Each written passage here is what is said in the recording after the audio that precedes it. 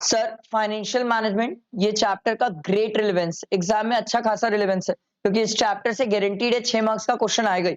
मतलब या तो एक पूरा कंप्लीट 6 मार्क्स का दे देगा, एक दे देगा आपको 6 मार्क्स का प्लस 3 मार्क्स का, एक दे देगा कई बार 6 मार्क्स का और 2 MCQ। मतलब MCQ type of case study, इस टाइप से क्वेश्चन आते हैं इस चैप्टर से। इसका रिलेवेंस और वेटेज बहुत ज्यादा होता है एग्जाम में। काफी बड़ा चैप्टर है, बहुत कुछ है इस चैप्टर में, पूछने लायक तो बहुत कुछ है सर। ठीक है। फाइनेंशियल मैनेजमेंट मतलब क्या होता है सर? पैसे का मैनेजमेंट। सिंपल बात, पैसे का मैनेजमेंट। पैसा कहां से आएगा, कहां हम पैसा लगाएंगे, ये दो चीजों की बात होती है पूरे चैप्टर में। फाइनेंशियल मैनेजमेंट मतलब पैसा कहां से आएगा और कहां हम पैसा लगाएंगे sir. Acquisition of finance, utilisation of finance, दो बातें सर। एक कहां से पैसा आएगा और एक कहां हम पैसा लगाएंगे सर। ठीक है। रूल ऑफ फाइनेंशियल मैनेजमेंट ये एक बार एग्जाम में आया, एक बार के हिसाब से आप इसको रीड कर सकते हो, और वो भी डायरेक्ट क्वेश्चन आया था इसका एक बार। रेयरेस्ट है, नहीं आता है ज्यादातर। एक बार रीड किया हुआ रहेगा तो इन केस आया तो आप इसको अटेंड कर पाओगे। देखो सर, सबसे पहले क्या होता है? Composition of fixed asset. दूसरा, तीसरा, चौथा, पांचवा। सर ये पॉइंट्स जो है इनको एग्जाम में लिखोगे तो थोड़ा सा एलैबोरेट करना, 2-3 लाइन पे कम से कम लिखना। बहुत सिंपल है सर। साइज एंड कंपोजिशन, कितनी फिक्स्ड एसेट होना चाहिए और कौन कौन सी होनी चाहिए। Amount and composition of current asset, stock, debtors, ये सब लिखना रहता है।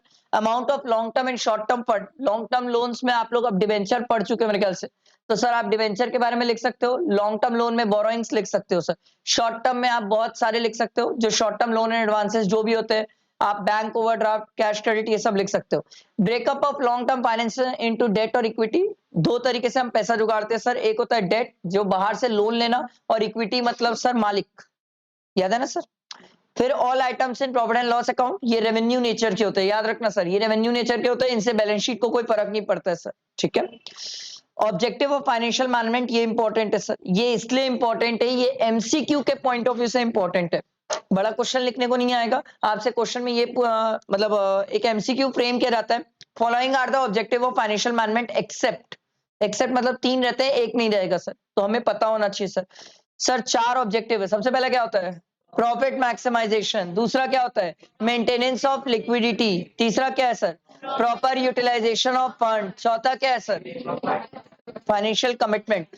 याद रखना, ओवरऑल ऑब्जेक्टिव की बात हो तो ओवरऑल ऑब्जेक्टिव तो एक ही है sir, maximise the wealth of the equity share holder.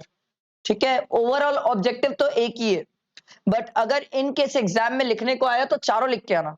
सिर्फ एक लिख के आओगे maximisation of wealth of the equity share holder, तो वो मार्क्स ही नहीं देंगे आपको। आप चारों लिखोगे तो मार्क्स देंगे, ये चीज का ध्यान रखना। अगला है सर, फाइनेंशियल डिसीजन 3 टाइप के होते हैं, इन्वेस्टिंग, फाइनेंसिंग और dividend decision. Sir investing decision क्या होता है सर? जहां पर पैसे का जुगाड़, कहां पर हम पैसा इन्वेस्ट करने वाले हैं सर। जो पैसा हमने जुगाड़ा है उसको कहां से कहां इन्वेस्ट करेंगे। इसको 2-3 नाम से एग्जाम में आता है। एक तो capital budgeting decision, investing decision. आजकल एग्जाम में कैपिटल बजटिंग डिसीजन के नाम से ज्यादा आने लग गया है। पहले इन्वेस्टिंग डिसीजन के नाम से आता था, आजकल कैपिटल बजटिंग डिसीजन के नाम से आता है सर। और कभी अगर उनको थियोरेटिकल केस स्टडी के फॉर्म में कुछ पूछना हो तो फिर वो ये यूज करते sir, where to invest fix capital. Investing decision मतलब सिंपल सी बात है, कौन से प्रोजेक्ट में हम इन्वेस्ट करें सर। तो सर इंपॉर्टेंस या scope of capital budgeting decision, इसका जरूरी मतलब इसकी क्या जरूरत है हमें इन्वेस्टिंग डिसीजन सोचने की सर। सबसे पहला दिया हुआ सर लॉन्ग टर्म ग्रोथ। कोई भी बिजनेस में जो इन्वेस्टिंग डिसीजन होता है वो सबसे इंपॉर्टेंट होता है सर, क्योंकि वो डिसाइड करता है आप कितना ग्रो करोगे। जैसे हमने अरम इंस्टीट्यूट की नई ब्रांच कमल विहार में डाली, जो कमल विहार में नई ब्रांच डाली, this is sir investing decision. हमने इन्वेस्ट किया। अब इन्वेस्ट करने का पर्पस क्या था सर? हमें लॉन्ग टर्म में ग्रोथ चाहिए, हमें बिजनेस को और एक्सपांड करना है और बड़ा करना है। अगला है sir large amount of fund involve. Obvious सी बात है सर, अगर आप इन्वेस्टिंग डिसीजन करोगे तो ये basically plant, machine, land, building में इन्वेस्ट होता है सर। तो ये सब जो इन्वेस्टमेंट होते हैं ये बहुत बड़े अमाउंट के इन्वेस्टमेंट होते हैं।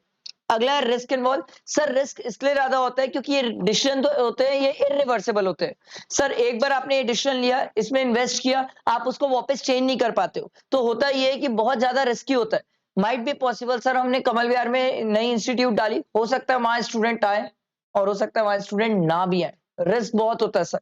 अगला है इरिवर्सिबल डिसीजन। सर यहाँ पर आप लैंड, बिल्डिंग, प्लांट, मशीन में इतना कुछ इन्वेस्ट कर सकते हो, इन्वेस्ट कर चुके होते हो कि आप ये डिसीजन को रिवर्स नहीं कर सकते, कैंसिल नहीं कर सकते सर। जैसे इसके बहुत सारे एग्जांपल है, मैंने आपको रेगुलर क्लासेस में भी बताया था सर। रतन टाटा जी के साथ यही हुआ था। वो कोलकाता में प्लांट डाले थे अपना नैनो का, बाद में उनको नैनो का प्लांट शिफ्ट करना पड़ा। अब हुआ ये कि उनका लॉन्ग टर्म जो इन्वेस्टिंग डिसीजन था उसको आपने चेंज किया। चेंज करने से क्या हुआ, उनकी प्रोडक्ट की कॉस्ट बहुत ज्यादा बढ़ गई, इसलिए नैनो 1.25 लाख की आई थी सर, नहीं तो 1 लाख रुपए की नैनो आ जाती सर। ठीक है, देखो सर, फैक्टर्स अफेक्टिंग इन्वेस्टिंग या कैपिटल बजटिंग डिसीजंस, ऐसे क्या फैक्टर्स है जो इफेक्ट करते हैं। सबसे पहला दिया हुआ है cash flow of the project, सबसे इंपॉर्टेंट होता है सर। कोई भी ऐसा प्रोजेक्ट जहां पर कैश फ्लो हर साल ज्यादा होता है वो अच्छा है, हर शुरू में ज्यादा होता है बाद में कम होता है वो भी अच्छा है, बट वो प्रोजेक्ट कभी अच्छा नहीं है सर जिसमें एक साल बहुत ज्यादा कैश फ्लो है, दूसरे साल कैश फ्लो ही नहीं है, फिर तीसरे साल अच्छा कैश फ्लो है, चौथे साल कैश फ्लो ही नहीं है। ऐसे प्रोजेक्ट अच्छे नहीं होते। हमें कोई भी प्रोजेक्ट में इन्वेस्ट करने से पहले ये देखना पड़ता है कि उस प्रोजेक्ट से हमारा कितना रेवेन्यू हो सकता है सर, कैश फ्लो प्रोजेक्ट। इसका मैंने आप लोग को एग्जांपल भी दिया था, टोल प्लाजा। कोई भी आदमी जब टोल डालता है, टोल प्लाजा बनाता है, तो ये चीज सोचता है सर कि टोल प्लाजा में स्टार्टिंग में इन्वेस्टमेंट बहुत ज्यादा है, शुरू में रेवेन्यू कम है, बाद में धीरे धीरे धीरे धीरे वहां से रेवेन्यू बहुत ज्यादा होती है सर। अगला दिया हुआ है return on investment, very important sir. कोई भी प्रोजेक्ट में हम इन्वेस्ट करने से पहले ये चेक करते हैं कि जहां से हम पैसा लेके आ रहे हैं और जहां हम पैसा लगा रहे हैं, दोनों में कितना परसेंट हमें इंटरेस्ट पे करना रहता है और रिटर्न आता है। जैसे मान लो मैं बैंक से बिजनेस लोन लिया, तो बैंक वाला बोला सर मैं आपको 12% इंटरेस्ट लगाऊंगा, और मैं जिस प्रोजेक्ट में इन्वेस्ट कर रहा हूं वहां से मेरे को सिर्फ 10% रेवेन्यू होगी, तो उस प्रोजेक्ट में कभी इन्वेस्ट ही नहीं करना चाहिए, नहीं तो 2% मेरे घर से चले जाएगा। सिंपल सी बात, रिटर्न ऑन इन्वेस्टमेंट। अगला है सर इन्वेस्टमेंट क्राइटेरिया। सर हर प्रोजेक्ट में आप इन्वेस्ट नहीं कर सकते, कई सारे प्रोजेक्ट ऐसे होते हैं जिसमें इन्वेस्टमेंट क्राइटेरियाज होती है। क्राइटेरियाज मतलब कि आप कई सारी टर्म्स एंड कंडीशंस कंप्लाई करोगे तभी आप इन्वेस्टमेंट कर सकते हो सर। आपको कई सारी चीजें देखनी होती है, प्रॉफिटेबिलिटी देखना होता है, रॉ मटेरियल्स देखना होता है सर, आपका एक्सपीरियंस देखना होता है, that is called investment criteria. समझ आया, बैठा दिमाग में। देखो सर, इस चैप्टर में आपको मैं टू बी फ्रैंक बता रहा हूँ, दो चीजें सर। एक तो आप पहली बार में जब इसको पढ़ते हो तो समझ सकते हो, कोई इशू नहीं है, समझ के पढ़ो। दूसरी बार में तो मैं स्ट्रेट फॉरवर्ड बोलूंगा सर, इतने सारे पॉइंट से याद करना ही पड़ेगा सर, कोई ऑप्शन नहीं है। बड़ा चैप्टर है, याद करने वाला चैप्टर है। आप याद नहीं करोगे तो आप लोग का लिखना मुश्किल होगा। मैं याद ना भी करूं तो मुझे याद रहेगा सर, क्योंकि मैं इसको सीए लेवल तक इतना पढ़ता हूं, सीए फाइनल तक इस चैप्टर्स को पढ़ते हैं, तो हमें इतना याद है कि हम नहीं भी पढ़ेंगे ना, नहीं भी याद करेंगे, सेम सेंटेंस तो वहां लिख लेंगे। बट आप पहली बार पढ़ते हो, आप लोगों के लिए ये लेवल काफी ज्यादा होता है, तो आपको कहीं ना कहीं इसको याद करना पड़ता है। इसीलिए मेरे हिसाब से स्टूडेंट्स को इसको प्रॉपर याद करना चाहिए, ये चैप्टर याद करने वालों में से। अगला है फाइनेंसिंग डिसीजन, ये तो सबसे इंपॉर्टेंट है सर, पैसा कहां से जुगाड़। जब हम भी नई इंस्टीट्यूट डाल रहे थे तो हमारे पास दो ऑप्शन था सर, या तो बैंक से लोन ले लें, या तो हम क्या करें, अरम इंस्टीट्यूट की इक्विटी किसी को ट्रांसफर कर दे। हम क्या कर सकते थे, अरम इंस्टीट्यूट की इक्विटी किसी को प्राइवेट प्लेसमेंट के थ्रू दे देते, और सामने वाले को बोलते भैया तेरे को अरम इंस्टीट्यूट का 20% शेयर दिए, तू हमें इतना पैसा देते। This is called financing decision, पैसे का जुगाड़, कहां से पैसा लाओगे। पैसा लाने के मेजर दो तरीके सर, या तो डेट या तो इक्विटी। डेट मतलब सर लोन वगैरह होता है, इक्विटी मतलब सिंपल है सर, या तो इक्विटी शेयर होल्डर से ले लो, या प्रेफरेंस शेयर होल्डर से ले लो, या तो आपकी तिजोरी में retained earning, surplus, reserve and surplus अगर आपके पास पड़ा हुआ है तो वहां से पैसा निकाल लो। ये तीन प्रोस्पेक्ट होते हैं जनरली इक्विटी के अंदर। बट डेट में तो सर डिवेंचर होगा, या तो बैंक से लोन लोगे, यही सब तरीके होते हैं सर पैसे जुगाड़ने के। तो फैक्टर्स अफेक्टिंग फाइनेंसिंग डिसीजन, सबसे पहला है कॉस्ट। हम कहीं से भी लोन लेने से पहले सबसे पहले क्या डिसाइड करते हैं, कॉस्ट। कहाँ की कॉस्ट ज्यादा है सर, जिसकी कॉस्ट ज्यादा होगी सर वहां से हम पैसे नहीं लेते, सिंपल है सर। अगला दिया हुआ है रिस्क, हमेशा याद रखना सर, खुद के पैसे पे रिस्क कम होता है, जब हम बाहर से लोन लेते हैं तो सर रिस्क ज्यादा होता है सर। क्योंकि सिंपल सी बात है, आप लोग अभी डिवेंचर पढ़े हो सर, अगर हम डिवेंचर से पैसा लेते हैं तो बेसिकली हमें क्या होता है, डिवेंचर होल्डर को अपने कंपनी के एसेट्स देना पड़ता है। तो कल के दिन अगर मैं डिवेंचर होल्डर का पैसा वापस नहीं करूंगा तो वो मेरी एसेट बेच देगा, तो ये रिस्की होता है सर। अगला है cash flow position, very very important. अगर आपके बिजनेस में सर कंटिन्यूअसली कैश फ्लो आ रहे हैं, लगातार कैश आता है, पैसे की दिक्कत ही नहीं है, पैसा आते ही रहेगा, तो सर लोन ले लो। इक्विटी मत दो किसी को, अपना अपना मालिकाना हक किसी और को मत दो, किसी और को मालिक मत बनाओ। बट आपका प्रोजेक्ट ऐसा है सर जहां पर कैश आता ही नहीं है, कैश की बहुत दिक्कत है, तो उस केस में सर क्या बेटर है, आप इक्विटी के थ्रू चल जाओ, क्योंकि इक्विटी में हमने ये पढ़ा है सर कि डिविडेंड देना जरूरी नहीं है, पैसा रहेगा तो डिविडेंड देंगे, नहीं रहेगा नहीं देंगे। अगला है control consideration, very very important. आप क्या चाहते हो? आप चाहते हो कि लोग आपके बिजनेस में इंटरफेयर करें तो आप इक्विटी इशू करो। अगर आप चाहते हो नहीं सर मेरा बिजनेस है, मेरे अलावा कोई और इसमें इंटरफेयर नहीं करना चाहिए, मेरे डिसीजंस होना चाहिए, तो आप डेट के थ्रू जाओ। अगला दिया हुआ है फ्लोटेशन कॉस्ट। फ्लोटेशन कॉस्ट क्या होती है? कोई भी इंस्ट्रूमेंट को स्टार्टिंग में इशू करते टाइम जो कॉस्ट लगती है that is called flotation cost. जैसे एग्जांपल है सर, अगर अपन शेयर इशू करते हैं तो शेयर इशू करने के टाइम अंडर राइटिंग कमीशन सुने हो? Under writing commission, prospectus, brokerage, ये सब के जो खर्चे लगते हैं that is called flotation cost. Sir ये चीजें खर्चे डिबेंचर में भी लगते हैं। आपको ये सोचना पड़ेगा किसमें खर्चा कम है, किसमें खर्चा ज्यादा है। जिसमें खर्चे कम होंगे उसके थ्रू आप इशू करो सर, उसके थ्रू लोन लो। अगला है फिक्स्ड ऑपरेटिंग कॉस्ट। सर अगर आपके बिजनेस में पहले से ही फिक्स्ड कॉस्ट लगती है सर, लगती है, तो सर ज्यादा बेटर है डेट से पैसा मत लो, क्योंकि और इंटरेस्ट क्या, इंटरेस्ट आपको पता है सर, अपन ये चीज समझते हैं ना सर कि अगर अपन गाड़ी चलाए ना चलाए, अगर गाड़ी ईएमआई पे लेके आया तो क्या हमें ईएमआई पटाना पड़ेगा? यस। गाड़ी चलाओ ना चलाओ ईएमआई तो पटाना ही पड़ेगा। Same is the case interest. Sir आप अगर बैंक से लोन ले लियो तो आप बिजनेस करो ना करो, बैंक को घंटा फर्क पड़ता है, बैंक को बोलेगा मेरे को इंटरेस्ट चाहिए। तो अगर आपके बिजनेस में पहले ही ऑपरेटिंग कॉस्ट ज्यादा है तो सर और इंटरेस्ट मत लो ना सर, मर जाओगे। और अगर आपके बिजनेस में ऑपरेटिंग कॉस्ट है ही नहीं, मस्त पैसा रोल होता है, फटाफट आता है फटाफट जाता है, कहीं पैसा रुक ही नहीं रहा है, तो बेटर है सर फिर आप लोन ले सकते हो, कोई दिक्कत नहीं है। अगला size of the capital market, इससे भी बहुत फर्क पड़ता है सर। जैसे अभी शेयर मार्केट काफी बूम पे था पहले, अभी जब ये लड़ाई हुई इससे पहले शेयर मार्केट काफी बूम पे था, काफी स्पीड से बढ़ रहा था। जब शेयर मार्केट बढ़ रहा है तो बेटर है सर आप कंपनी के शेयर इशू कर दो, आपको ज्यादा पैसा मिलेंगे शेयर्स का। और अगर सर मान लो यही केस उल्टा हो जाए, जैसे ये लड़ाई हुई उसके बाद शेयर मार्केट क्रैश होना चालू हो गया, अब क्रैश होना चालू हुआ तो शेयर्स के रेट गिर रहे हैं, अब रेट गिर रहे हैं, इसी टाइम आप अगर आप अपनी कंपनी के शेयर्स बेचोगे मार्केट में तो कम रेट में बिकेंगे, तो कम पैसा आएगा। समझ आया? समझ आया मैंने क्या बोला? सर पूरे पॉइंट्स रटने की जरूरत नहीं है, समझो हर पॉइंट को, रटो 5 से 6। 5 से 6 इसलिए बोल रहा हूं सर क्योंकि इन केस अगर डायरेक्ट क्वेश्चन आ गया what are the factors affecting the financial decision, तो आपको लिखना पड़ेगा सर 5-6 पॉइंट्स। 5-6 तो याद ही होना चाहिए, यादिच होना चाहिए, बाकी आप समझ के चलना। बाकी इसलिए समझ के चलना सर केस स्टडी के लिए काम आता है। अगला दिया हुआ है सर डिविडेंड डिसीजंस, ये भी one of the most important factors होता है कंपनी के लिए सर, ठीक है। इसको ये भी बोला जाता है सर एप्रोप्रिएशन या डिस्ट्रीब्यूशन ऑफ प्रॉफिट, ये भी बोला जाता है सर। देखो फैक्टर्स अफेक्टिंग डिविडेंड डिसीजन, सबसे पहला अर्निंग। अगर किसी कंपनी की अर्निंग बहुत अच्छी है तो वो डिविडेंड दे, नहीं है मत दे। सबसे इंपॉर्टेंट होता है स्टेबिलिटी ऑफ अर्निंग। स्टेबिलिटी समझते हो? स्थिरता। सर अगर कोई कंपनी एक साल प्रॉफिट कमा रही है, अगले साल लॉस, फिर प्रॉफिट फिर लॉस, ऐसी कंपनी को डिविडेंड कभी नहीं देना चाहिए। वो कंपनी डिविडेंड दे जो हर साल प्रॉफिट कमाती है, या सर उनके प्रॉफिट का जो प्रॉफिट स्टैग्नेंट नहीं है, बढ़ रहा है सर, कहीं ना कहीं बढ़ता हुआ प्रॉफिट है। अगला है कैश फ्लो पोजीशन। अगर कंपनी के पास कैश फ्लो अच्छा है तो कंपनी डिविडेंड दे। जैसे कोविड के टाइम पे याद है मैं आपको बताया था, कोविड के टाइम में आईटी कंपनी के पास भयानक पैसा है, भयानक पैसा है, तो उन लोगों ने बहुत डिविडेंड दिया, एक साल में 3 बार 4 बार डिविडेंड दिया सर। जैसे ही कोविड खत्म हुआ, मार्केट नॉर्मल हुआ, आईटी कंपनी के पास पैसे आना बंद हुए, देखो क्या निकाल रहे हैं लोग, जबरदस्त। अमेजोन ने 8,500 लोगों को निकाला, ठीक है, सब निकाल रहे, जोमेटो ने निकाला, सब निकाल रहे। अभी इन लोग डिविडेंड नहीं देंगे सर क्योंकि इनके पास कैश फ्लो पोजीशन बहुत टाइट है सर। अगला दिया हुआ है ग्रोथ अपॉर्चुनिटी। अगर आपको लग रहा है सर मार्केट में ग्रोथ अपॉर्चुनिटी बहुत है जहां पर आप पैसा इन्वेस्ट करके ज्यादा कमा सकते हो, तो आप डिविडेंड मत दो सर। क्या करोगे डिविडेंड देके? सर किसी शेयर होल्डर का शेयर 10 रुपए का है, आप उसको 100 लेके जाओ, वो ज्यादा खुश हो जाएगा। आप उसको 10 रुपए के शेयर में 2 रुपए डिविडेंड दोगे, वो ज्यादा खुश नहीं होगा सर। ग्रोथ अपॉर्चुनिटी अगर ज्यादा है तो आप इन्वेस्ट कर लो। अगला है स्टेबिलिटी ऑफ डिविडेंड। ऐसी कंपनी जो हर बार डिविडेंड देती है वो कंपनी हमेशा अच्छी होती है। देखना शेयर मार्केट में कोई भी पर्सन जब कोई कंपनी के शेयर्स खरीदता है तो वो सबसे पहले यही चेक करता है इस कंपनी के शेयर्स के प्राइस किस रेट से बढ़ रहे हैं, पहली चीज। ये कंपनी के कंटिन्यूस बेसिस में डिविडेंड देती है कि नहीं देती, वो बहुत मैटर करता है। अगला है preference of share holder. Share holder कैसे है सर? अगर आपकी कंपनी के शेयर्स बुड्ढे लोग लेके बैठे तो वो तो सर डिविडेंड के दम पे जिंदगी काटना चाहेंगे। और अगर आपके शेयर्स कंपनी के जो है वो युद्ध के पास है तो युद्ध बहुत एग्रेसिव होता है, और कहीं ना कहीं सर वो रिस्क टेकिंग फैक्टर भी आता है सर, तो वो भी मैटर करता है sir, preference of share holder. अगला टैक्सेशन पॉलिसी। सर अगर टैक्स बहुत ज्यादा है तो डिविडेंड मत दो, लॉस हो जाएगा सर। क्यों? क्योंकि आप डिविडेंड का खर्चा पीएल अकाउंट में क्लेम नहीं कर पाते हो, तो सर डबल मार पड़ती है, आपके पास से डिविडेंड भी गया, आपके पास से टैक्स भी ज्यादा गया। पर सर अगर मान लो इन केस टैक्स रेट कम है तो सर उस केस में क्या कर सकते हो, आप डिविडेंड दे सकते हो। तो अगर आपके मन में ये भी क्वेश्चन आ सकता था सर मान लो अगर हम लोन लेते हैं तो इससे फर्क पड़ता है, हाँ बहुत फर्क पड़ता है। याद करो अपन वो कैपिटल स्ट्रक्चर वाले जो क्वेश्चंस बना रहे थे, उन क्वेश्चन में जब अपन ईपीएस निकाल रहे थे, तो ईपीएस में डिफरेंसेस आ रहे थे। कब? जब अपन क्या कर रहे थे? डेट ले रहे थे सर।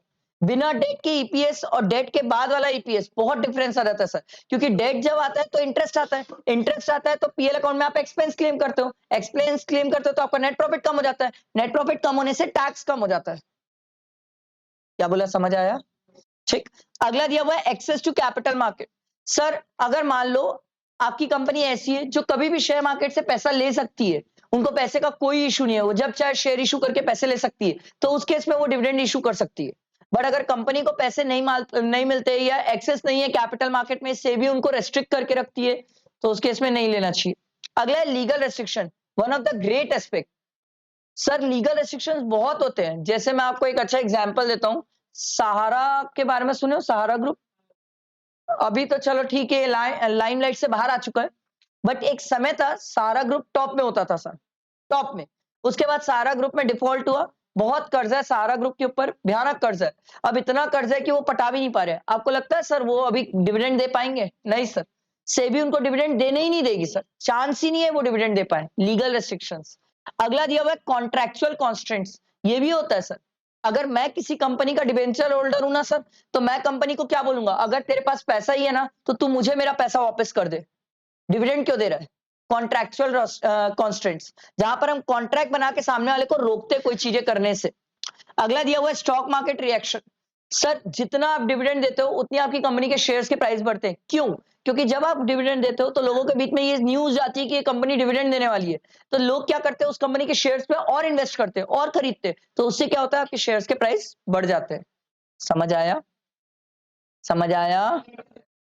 अगला देखो सर, फाइनेंशियल प्लानिंग। ये सर लिखने को आता है, बकायदा ऐसे ही लिखने आता है। What do you mean by financial planning? एक तो ये लिखने का आता है, और कई बार क्वेश्चन ऐसा आता है, एक्सप्लेन द गेरेस्टेनबर्ग फाइनेंशियल प्लानिंग।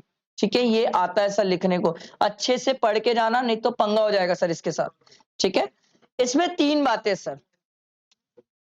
पहले तो कितना पैसा चाहिए, कहां से पैसा लाओगे, और सर कहां पर उस पैसे को लगाओगे।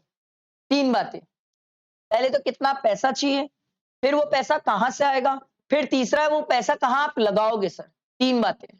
समझ आया? फाइनेंशियल प्लानिंग, ये तीन बातें याद रखना सर। थ्योरी क्वेश्चन आता है इससे, जब भी आया है 2 या 3 मार्क्स का ही लिखने को आया है, बट आया हुआ है। ठीक है sir. Objective of financial planning, sir हम फाइनेंशियल प्लानिंग करते ही क्यों है?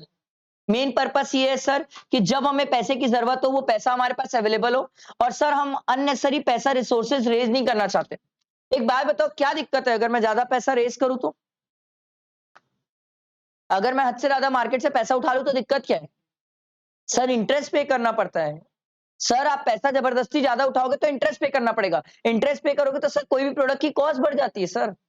इसीलिए हम हद से ज्यादा पैसा नहीं उठाना चाहते, इसीलिए financial planning is very important. देखो sir, importance of financial planning क्या है, देखो sir, makes the firm better prepare to face the future.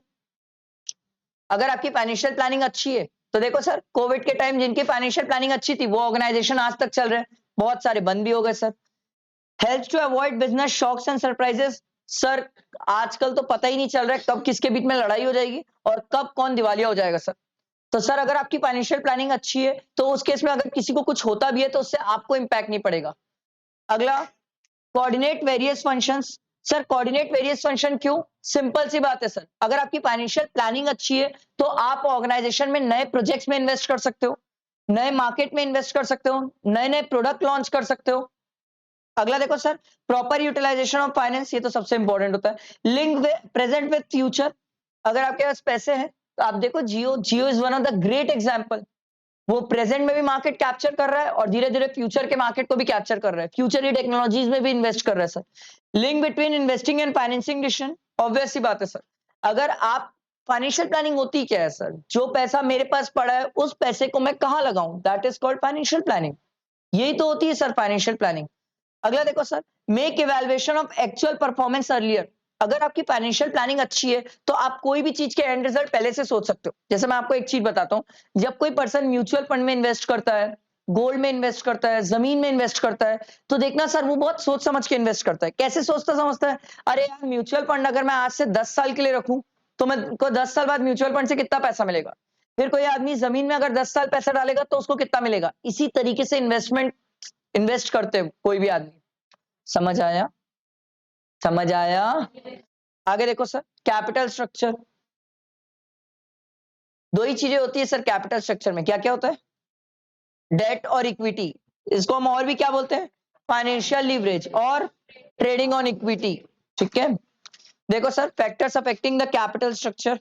देखो सर, क्या ऐसे फैक्टर्स है जो कैपिटल स्ट्रक्चर को इफेक्ट करते हैं?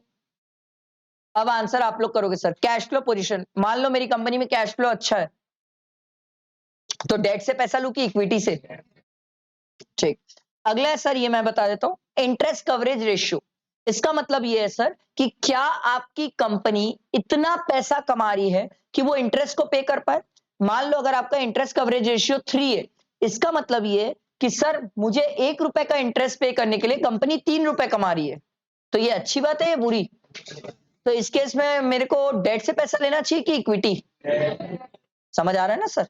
अगला, डेट सर्विस कवरेज रेशियो। इसका मतलब ये होता है सर, कंपनी को साल भर में कितना पैसा बाहर पे करना है, उतना पैसा बाहर पे करने के लिए कंपनी, बाहर बोला मैंने, जब मैं इस बार बाहर बोल रहा हूं ना सर, तो डिवेंचर भी आएगा, लॉन्ग टर्म लोन भी आएगा और प्रेफरेंस शेयर होल्डर भी आएगा सर। क्योंकि आपको पता है सर, प्रेफरेंस शेयर होल्डर भी रिडीम होते हैं, उन्हें पैसा दिया जाता है सर। इक्विटी को नहीं दिया जाता है, बट प्रेफरेंस वालों को तो दिया जाता है सर। तीनों की बातें हो रही है sir. Debt service coverage ratio, तो सिंपल सी बात है सर, जितना भी साल भर में कंपनी को पैसा बाहर पे करना है सर, चाहे डिविडेंड के फॉर्म में हो, चाहे इंटरेस्ट के फॉर्म में हो, उसको पे करने के लिए कंपनी कितना कमा रही है। अगर मान लो ये 2 है, तो इसका मतलब ये होता है सर कि कंपनी 1 रुपए पे करना है, तो उसके लिए कितना कमा रही है? 2 रुपए। तो अगर कंपनी 2 रुपए कमा रही है, तो मेरा क्वेश्चन है सर, कंपनी को और डेट से पैसा लेना चाहिए कि इक्विटी?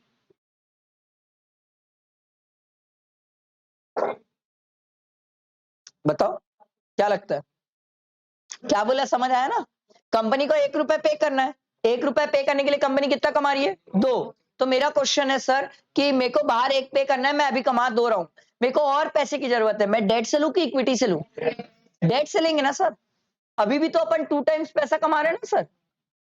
अरे समझ। अगला देखो सर, अगला है return on investment. Very simple sir, आप जिस प्रोजेक्ट में इन्वेस्ट कर रहे हो वहां से आपको सर रिटर्न सिर्फ 10% हो रहा है, और जहां से आप लोन लेके आए हो सर, वो लोन आपको 12% में मिल रहा है, तो सर लोन लू की इक्विटी में जाऊं? अगला है कॉस्ट ऑफ डेट, ये उसी पॉइंट पे कवर हो जाता है। टैक्स रेट, सर अगर टैक्स ज्यादा है तो इक्विटी की डेट? क्या बोल रहा हूं, समझ आ रहा है ना सर? टैक्स ज्यादा है, टैक्स रेट ज्यादा है, तो इक्विटी की डेट? डेट। सर अगर टैक्स रेट कम है तो इक्विटी। अगला दिया हुआ है कॉस्ट ऑफ इक्विटी, सर जिन इक्विटी शेयर होल्डर से मैं पैसा लेके आया हूं वो मुझसे कितना रिटर्न चाहते हैं सर। अगर वो मुझसे 10% रिटर्न चाहते हैं और मैं प्रोजेक्ट में इन्वेस्ट करके 12% कमा सकता हूं, तो बेटर है सर इक्विटी से पैसा ले लो। अगला है फ्लोटेशन कॉस्ट, ये बहुत मैटर करती है सर। फ्लोटेशन कॉस्ट किसकी ज्यादा होती है? जनरली बता रहा हूं, जनरली इक्विटी की फ्लोटेशन कॉस्ट ज्यादा होती है सर, याद रखना। जनरली इक्विटी की फ्लोटेशन कॉस्ट ज्यादा होती है सर।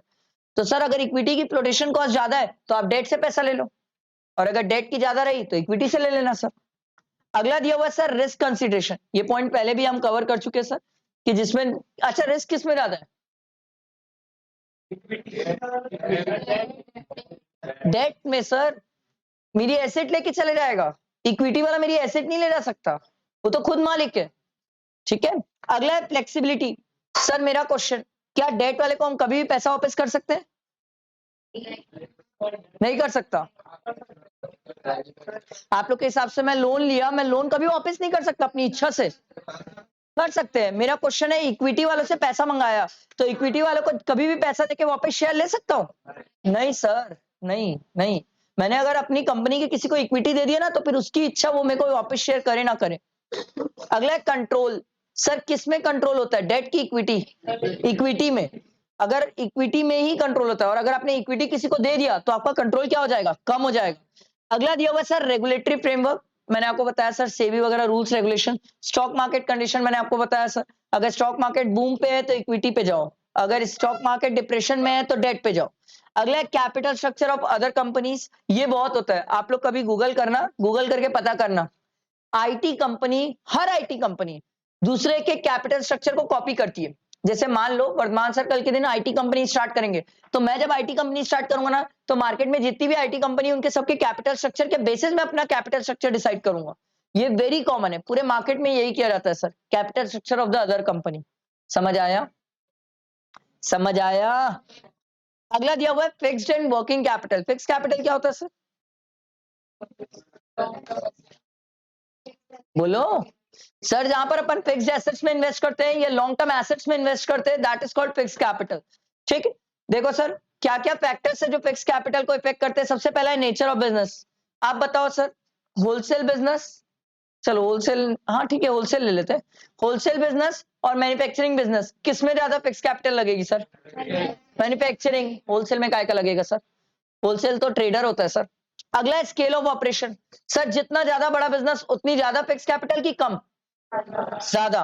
अगला है टेक्नोलॉजी ऑफ प्रोडक्शन। सर जितनी एडवांस टेक्नोलॉजी उतना ज्यादा फिक्स कैपिटल की कम? ज्यादा।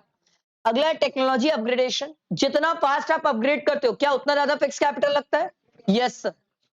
आगे देखो सर, ग्रोथ प्रोस्पेक्ट। अगर मेरे को लग रहा है मेरा बिजनेस और ग्रो कर सकता है तो फिक्स कैपिटल कम की ज्यादा? ज्यादा। हमें लगा ना कि यार हम इंस्टीट्यूट हम और बढ़ा सकते हैं, तभी तो हमें फिक्स कैपिटल ज्यादा लगी ना, हमने एक नई इंस्टीट्यूट डाली, वो हमारी फिक्स कैपिटल है। ठीक है। अगला है डाइवर्सिफिकेशन। ये याद है ना वर्ड का मतलब? जहां पर एक आदमी अपने आप को अलग अलग बिजनेस में उतारता है, डाइवर्सिफाई करता है सर। जैसे मैंने आपको बताया था टाटा, रिलायंस, ये सब बहुत अच्छे एग्जाम्पल है। तो सर डाइवर्सिफिकेशन, जितना हम डाइवर्सिफाई करेंगे उतना ज्यादा वर्किंग कैपिटल की कम? ज्यादा।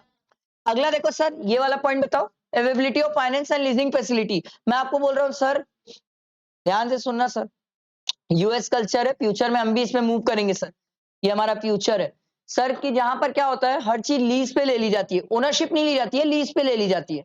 मेरा क्वेश्चन है सर, अगर मार्केट में आपको हर चीज लीज पे मिल जाती है तो उस केस में वर्किंग कैपिटल ज्यादा लगेगा कि कम? कम। अगर आपको हर चीज लीज किराए पे मिल जाएगी ना सर, तो वर्किंग कैपिटल कम लगेगा। अगर किराए पे नहीं मिलेगी ना सर, तो वर्किंग कैपिटल ज्यादा लगेगा सर, सॉरी फिक्स कैपिटल ज्यादा लगेगा। आ रही बात समझ? आप समझो ना सर, आप लोग जब ये, तो आप लोग फ्यूचर में अपने कैरियर प्रोस्पेक्ट में बाहर बढ़ोगे, बाहर जाओगे, बाहर जाके कमाओगे सर, आपको क्या लगता है पहली सैलरी से घर खरीद दोगे बाहर? पागल हो क्या बे? बाहर इतने सस्ते नहीं होते जितना रायपुर में है सर। रायपुर में जितने सस्ते हैं बाहर इतने सस्ते नहीं होते सर। बाहर तो आदमी को घर लेने में जान निकल जाती है सर। तो ऑब्वियस सी बात है सर, हम ज्यादातर क्या प्रेफर करते हैं वहां पर? किराए पे। इसीलिए वहां पर किराए का बिजनेस सबसे ज्यादा चलता है सर। इसीलिए ज्यादा चलता है सर, क्योंकि हर आदमी घर नहीं ले सकता। अगर सब घर ले सकते होते ना सर, तो किराए का बिजनेस ही बंद हो जाएगा। समझ आई बात? समझ आई बात? अगला दिया हुआ है सर, लेवल ऑफ कोलैबोरेशन। बताओ भाई, अगर हम किसी के साथ कोलैबोरेट करके चलेंगे तो फिक्स कैपिटल कम लगेगा कि ज्यादा? कम। ऑब्वियस सी बात है सर, अगर मैं किसी के साथ कोलैबोरेट कर लूंगा तो उसके साथ फिक्स्ड एसेट साथ में मिलकर परचेस करूंगा या उसकी फिक्स्ड एसेट यूज करूंगा, तो वर्किंग फिक्स कैपिटल कम लगेगा। अगला दिया हुआ है वर्किंग कैपिटल। वर्किंग कैपिटल क्या होता है सर? सर ये डे टू डे बिजनेस के लिए होता है बेसिकली। आप इसमें स्टॉक, डेटर्स, क्रेडिटर्स ये सब ले सकते हो सर। ठीक है, शॉर्ट टर्म लोन, एडवांसेस ये सब आ जाएंगे सर इसमें। Working capital day to day business करने के लिए पैसे चाहिए sir, that is called working capital. इसमें दो टाइप से होता है सर, ग्रॉस और नेट। ग्रॉस मतलब सिर्फ करंट एसेट्स, नेट मतलब current asset minus current liability. आप लोग रेशियो पढ़े हो तो रेशियो में शायद इसको सीखे होगे, करंट रेशियो, क्विक रेशियो, ये सब सीखे होगे। उसमें आपने देखा होगा working capital, current asset, current liabilities. ठीक है, देखो sir, factors affecting the working capital. क्या क्या ऐसे फैक्टर्स है जो वर्किंग कैपिटल को अफेक्ट करते हैं? सबसे पहला है nature of the business. Sir क्या बिजनेस के नेचर से भी फर्क पड़ता है वर्किंग कैपिटल में? Yes sir. मेरा क्वेश्चन है सर, मैन्युफैक्चरिंग बिजनेस में ज्यादा लगता है वर्किंग कैपिटल की ट्रेडिंग? पक्का? ट्रेडर तो सर स्टॉक इधर से इधर कर देता है, बीच का कमीशन ले लेता है और साइड हो जाता है।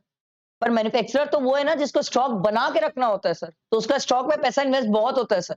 अगला है स्केल ऑफ ऑपरेशन। सर जितना बड़ा बिजनेस उतना कम वर्किंग कैपिटल की ज्यादा? ज्यादा। अगला है बिजनेस साइकिल फ्लक्चुएशंस। आप एक बार बताओ, अभी दिवाली का टाइम आ रहा है, क्या लगता है सर अभी अभी बिजनेस साइकिल बहुत ज्यादा चेंज होता है सर। जैसे सोना चांदी का मार्केट अभी बूम पे होता है सर, बहुत फास्ट ग्रो करता है सर। कपड़े का बहुत फास्ट ग्रो करता है सर। ठीक है, यही दिवाली के 2-4 दिन बाद आप देखना पूरे मार्केट डाउन हो जाते हैं, पूरे मार्केट कम से कम 15 दिन तक तो मार्केट टूटता भी नहीं है सर। तो मेरा क्वेश्चन है सर, दिवाली के टाइम कपड़े के मार्केट में वर्किंग कैपिटल कम चाहिए या ज्यादा? अगला देखो सीजनल फैक्टर, क्या इससे फर्क पड़ता है वर्किंग कैपिटल में? Yes sir. कोई चीज अगर सीजन की हो तो वर्किंग कैपिटल ज्यादा, ऑफ सीजन कम। अगला है टेक्नोलॉजी और प्रोडक्शन साइकिल सर, कोई भी गुड्स बनाने में कितना टाइम लग रहा है सर? मेरा क्वेश्चन है सर, मान लो कोई गुड्स है जिसको बनाने में 10 दिन लग रहा है और एक गुड्स है जिसको बनाने में 15 दिन लग रहा है, किसमें वर्किंग कैपिटल ज्यादा है? क्या बोला, समझ आया? आराम से। एक गुड्स है जिसको बनाने में 10 दिन और एक गुड्स है जिसको बनाने में 15 दिन। मेरा क्वेश्चन है सर, वर्किंग कैपिटल किसमें ज्यादा है?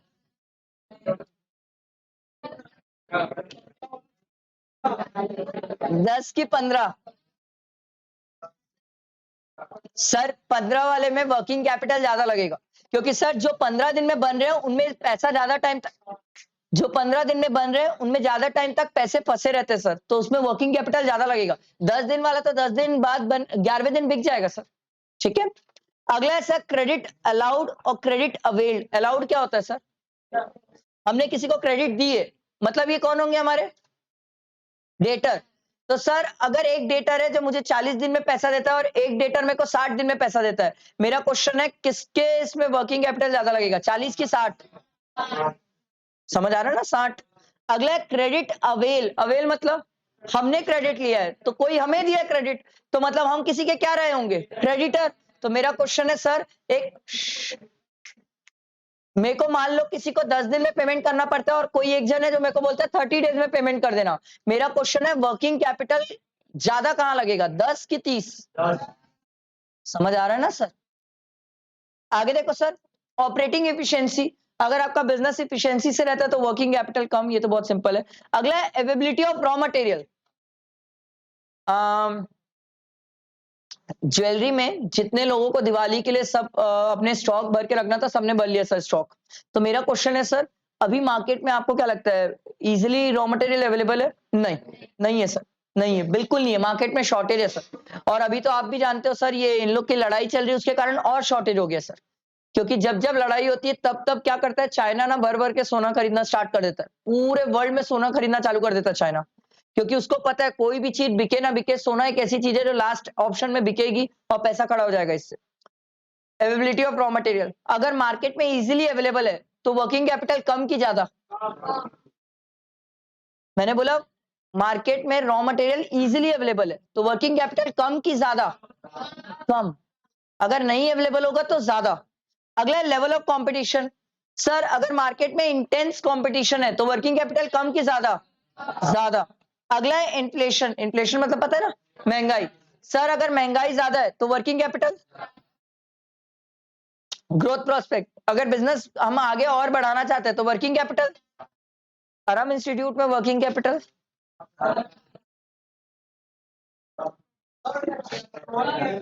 अरम इंस्टीट्यूट में वर्किंग कैपिटल सालों ज्यादा बोल रहे थे शुरू में, पागल हो क्या? हमारे लिए ज्यादा क्या रहेगा वर्किंग कैपिटल?